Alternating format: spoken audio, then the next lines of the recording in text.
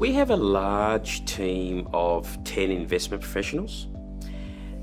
If you think about the 4 lead portfolio managers, their average experience is 28 years per person. And the other important aspect of the lead portfolio managers is they're all experts in their own field. So if you think about the subsectors within fixed income, whether that's credit, whether that's government bonds or cash, we have experts in those fields. Now, that supports our portfolios across the board in that we're able to select the best trade ideas from each one of those subsectors based off those very experienced individuals, which ultimately supports the portfolio performance across all of our portfolios. So a big differentiator to the way we manage money at Pendal Fixed Income is our top-down process and our active de-risking and re-risking of our portfolios based on our unique top-down process. That unique top-down process combines our qualitative view, our quantitative models, and technical analysis. Now, qualitative view is the view within the team. We obviously assess information on a daily basis and we come up with a qualitative view, whether we're bullish or bearish.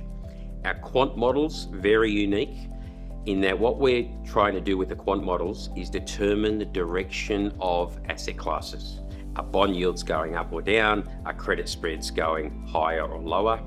Are equities going higher or lower? Commodities. Now you may say, well, why are you actually focusing on equities and commodities if you're a fixed income guy? Well, the reason is what we're trying to achieve via our quant models is, are different asset classes giving us a bias to direction, i.e., it's a risk-off scenario or it's a risk-on scenario. And if there's multiple sectors or asset classes giving the same direction, it gives us greater confidence in our results. And then finally, the technical analysis. So technical analysis, are we range trading or are we trending? And what the technical analysis does, it supports us with our entry and exit levels of our trades. So combining the qualitative view, the quantitative results, and the technical analysis, basically that drives our process of, are we bullish or bearish markets, and therefore de-risking and re-risking.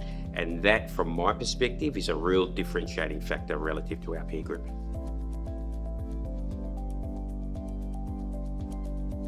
I've had a passion for investing since I was a teenager, and that stemmed from my father's passion, quite similar, and our countless discussions that we had when I was a youngster. And that led me to my undergrad degree in finance and then ultimately my master's in finance. I've been in markets for about 30 years, so 3 decades, it's a long, long time. And if I think about the roles that I've had, I started off as an assistant portfolio manager, learning the ropes.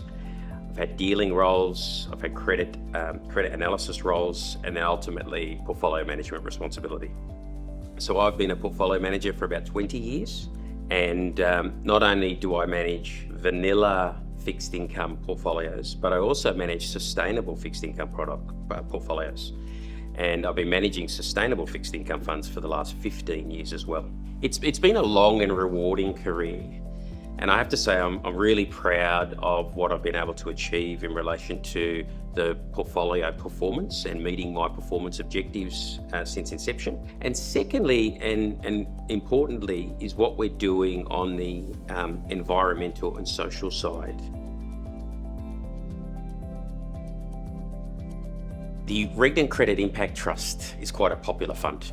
It's designed for investors who are after a cash plus return. And when I say cash plus, I mean a margin over cash through the cycle. The aim of the portfolio is to outperform cash by 1 to 3% through the cycle.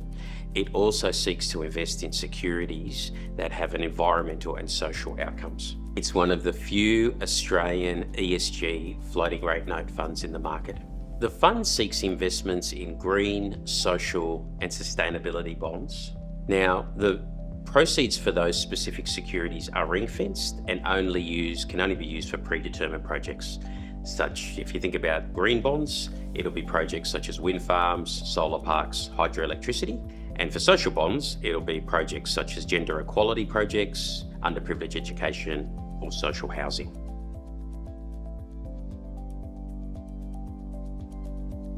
A number of the projects that we're involved in revolve around a large number of middle-aged women who unfortunately have or previously had domestic violence scenarios.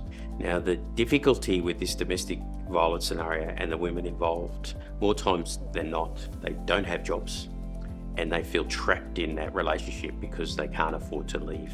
And likelihood is they've got young kids as well, so it's very difficult for them.